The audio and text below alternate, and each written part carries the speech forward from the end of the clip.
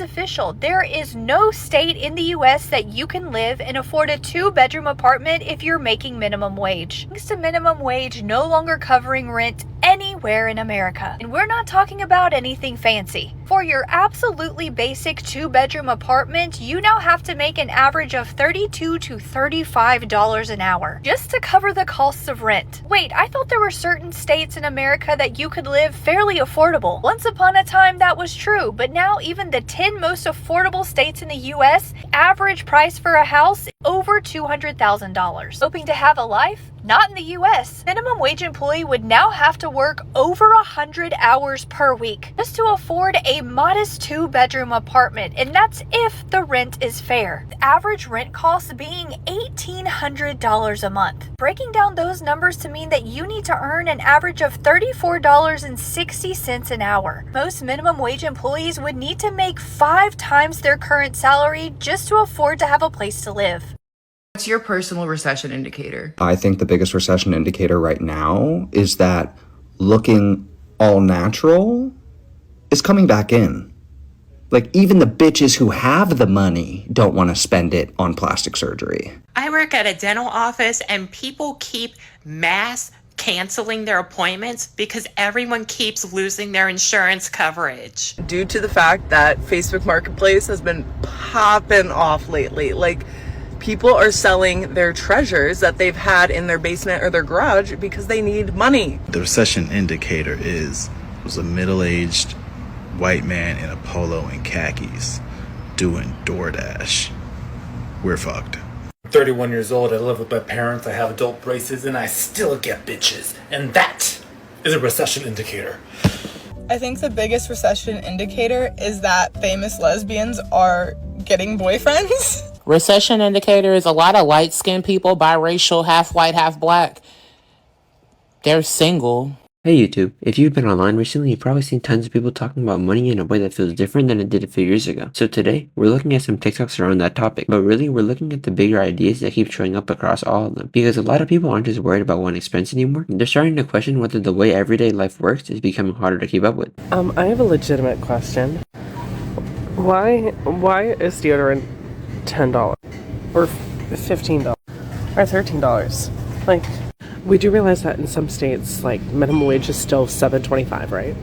Every solution is just work more. Need more money? Get a second job. Still not enough? Start a side hustle. Still struggling? Monetize your hobbies. Need a better job? Go back to school. And maybe that's why so many people feel exhausted right now, is because every solution starts with working more, building more, or optimizing more, but then nobody can answer the bigger question, which is, why does it take this much just to live a normal life? How crazy is this? This is how close households are to on the financial edge. 45% of households don't have enough money just for necessities. For necessities. 45% of households across the United States. That's nearly half. We are doing something wrong. The current system is wrong. Too many people are suffering. Too few at the top have too much. Have we not figured that out yet? That there's a handful of people at the top that have almost everything. And how's that working out? It means nearly half of the American population is suffering. How does that make sense to anyone? Let me know what you think in the comments. And like and follow for more. It shouldn't be this way. Inflation is really crazy right now because why was it cheaper for my friends and I to get multiple pizzas from Domino's when we were in college nearly 10 years ago than it is for me now as a fully working 60 hours a week adult? Like a Domino's pizza, one Domino's pizza to get delivered to my house is going to cost me around $30, not including tip. And I live closer to Domino's than I did when I was in college. One thing that keeps coming up is how expensive basic life feels right now. People aren't talking about buying mansions or luxury cars. They're talking about stuff they need all the time. Food costs more, gas costs more, household products cost more. Even things that seem small start adding up when you're buying them every single week. A few extra dollars doesn't sound like much until it happens everywhere at the same time. That's what makes it so noticeable. You can adjust to one price increase. It's harder when it feels like every trip to the store ends up costing more than expected. A lot of people have gotten used to checking prices more carefully than they used to. Others are cutting back on things that once completely felt normal. The result is that everyday spending requires more thought than it did before. And when basic necessities start feeling expensive, people naturally become more aware of every single dollar leaving their account. I was born in 1998, so I'm Gen Z, I guess. I honestly don't know. I don't keep up with any of that dumbass shit. But I read a very interesting article talking about my generation and the generation under me is the reason why you're seeing movie theaters closed down, amusement parks closed down, malls are closing down, because we don't want to do anything. All we want to do is be lazy and play on our phones. We can't afford to do shit! We're all living paycheck to paycheck, bruh. We're having to take loans out to go to the fucking grocery store. People are putting groceries back because they can't fucking afford them. We're literally dying out here. And you expect us to go to the fucking movies and spend $48 on popcorn? We can't. We can't. Hello?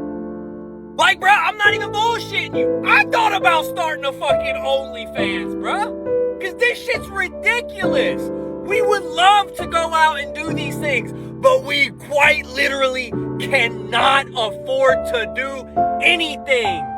I think maybe the economy is going to collapse in a sense, because if you look at the boomer to millennial earning ratio, they say that we would have to make like $60 an hour to equate to the boomer dollar an hour ratio. And you just consider like the housing prices of like the boomer level, it seems like it's like a level playing field. But like, are they going to be able to get the same amount of money for their house from the millennial generation? I don't think so. I think the value of homes at least is going to go way down, just as an example, because the generational gap is too wide. And we're not very political either.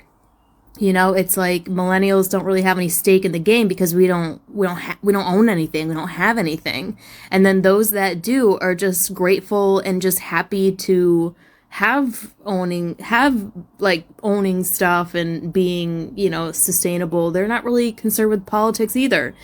So financial collapse in America, political collapse in America, just with the ideals, especially love and relationships. We don't do performative interactions. We don't do lustful interactions. This culture is dying, and it's connected to politics and money, if that makes sense. At the same time, a lot of people feel exhausted by the constant pressure surrounding money. The usual advice is often to budget better, spend less, or work more.